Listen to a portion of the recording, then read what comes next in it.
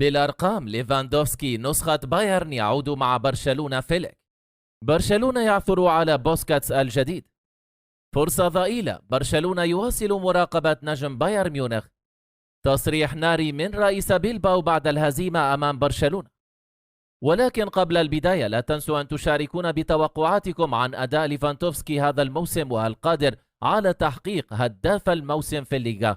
وإذا كنت من عشاق الكتالوني لا تنسى الاشتراك في القناة وتفعيل الجرس ليصلك الأخبار فور نزولها. وهيا بنا نبدأ الفيديو بالصلاة والسلام على رسول الله صلى الله عليه وسلم.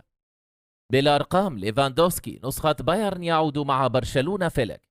دشن روبرت ليفاندوفسكي موسمه الحالي مع نادي برشلونة الإسباني بانطلاقة قوية جاءت مخالفة للمواقف التي تحدثت، وذلك في وقت سابق، عن تراجع الهداف البولندي الفذ واقترابه من الرحيل عن قلعة النادي الكتالوني.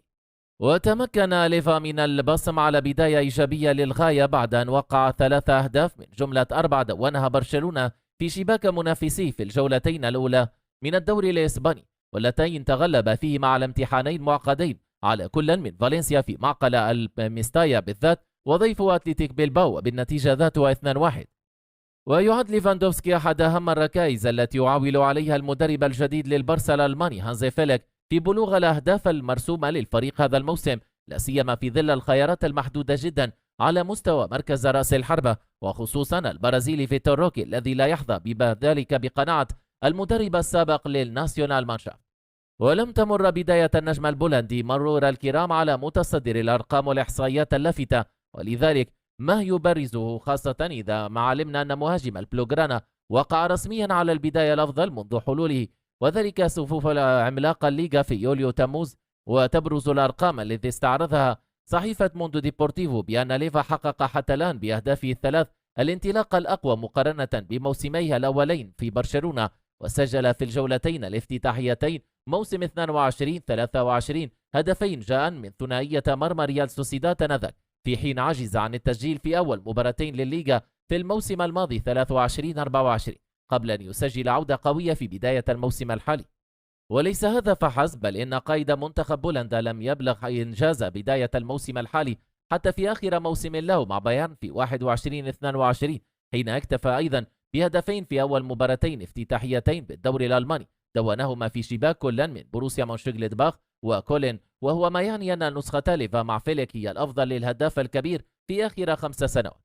على جانب آخر، تثير سجلات ليفا التهديفية في السنوات الأخيرة بعض الشكوك، إذ لا تعني انطلاقته القوية في الموسم دوما أنه سيواصل على ذات الوتيرة حتى النهاية، حقيقة تطفو بها في سطح موسم 2021، وعندما كان القناص البولندي لاعبا داخل البافاري تحت قيادة فيليك نفسه، وختم على أفضل مواسمه التهديفية في كامل مسيرته بعد أن هز الشباك في 41 مناسبة خلال 29 مباراة فقط في البوندسليغا.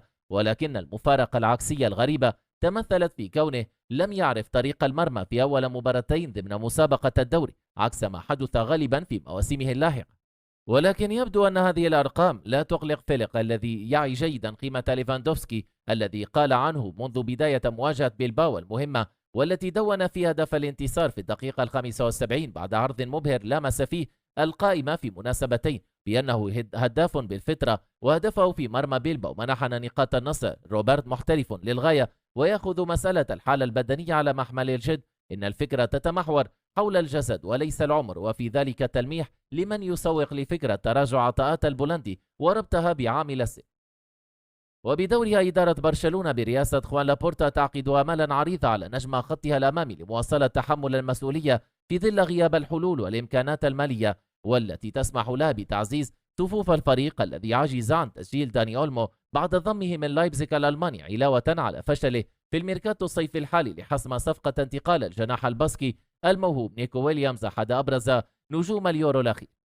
وضعية برشلونة الخارقة ماليا مع عدم القدرة على ضم عناصر مهمة لتقوية الفريق تجعل النادي متمسكا بحبل وحيد اسمه ليفاندوفسكي قد ينقطع وصله في أي لحظة في حال الإصابة، وهي التي ستكون فعلا القشة التي ستقسم ظهر البعير في حال حدوثها، وهو ما يخشاه برشلونة ومشجعوه ولا يتمنى وقوعه. جدير بالذكر أن الكتالوني يسعى هذا الموسم لاستعادة لقب لا ليغا بعد أن خسره الموسم الماضي لمصلحة غريمه ريال مدريد الذي حل وصيفا له بفارق 10 نقاط كاملة، علاوة على خروجه قال الوفاض إثر مغادرته لمسابقة دوري الأبطال وكأس ملك إسبانيا من محطة ربع النهائي وعلى يد باريس سان جيرمان وأتلتيك بيلباو توالي. برشلونة يعثر على بوسكاتس الجديد.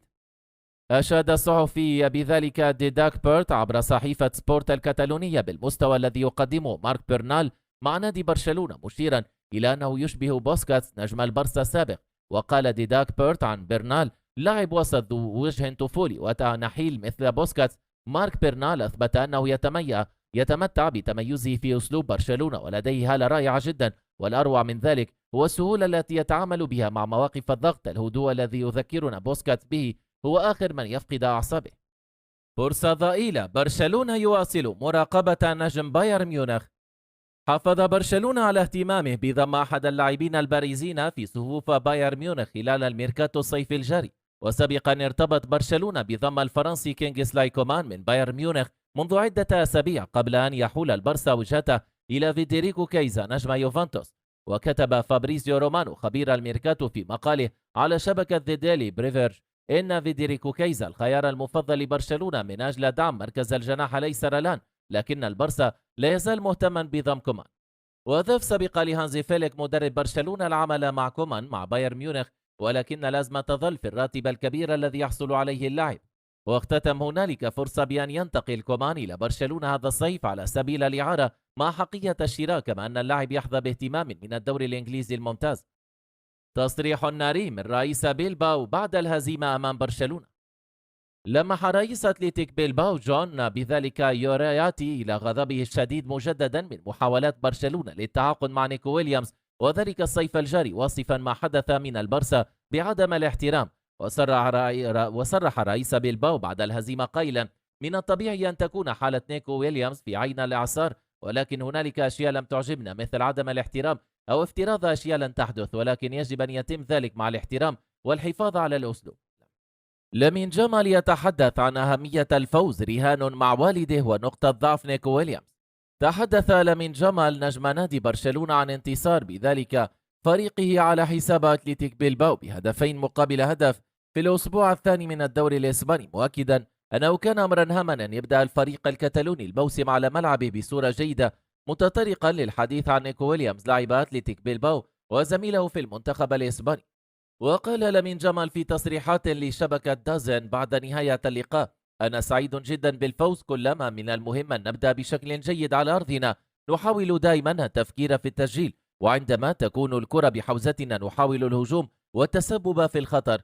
وعن الهدف الذي سجله قال: تابعت الكرة حتى رأيت مساحة وشاهدت نيكو ويليامز قادما وهو ليس قويا جدا في الدفاع، لذلك عندما وجدت المساحة سددت. أبحث دائما عن الهدف لأن المواجهات تربح بالأهداف، وكلما سجلنا المزيد كان ذلك أفضل. وأكمل أنا ونيكو ويليامز أصدقاء مقربين جدا، وتحدثنا في أمور خاصة تتعلق بنا وهي أشياء عادية، ووصل كنا جيدين جدا منذ بداية اللقاء. سجلوا هدف التعادل خلال الشوط الأول، لكنهم لم يصنعوا أي فرص واضحة تفوقنا عليهم تماما. وأوضح لامين جمال أن لديه رهانا مع والده بأنه سوف يقدم مساهمة تهديفية أكثر على صعيد الصناعة والتسجيل هذا الموسم،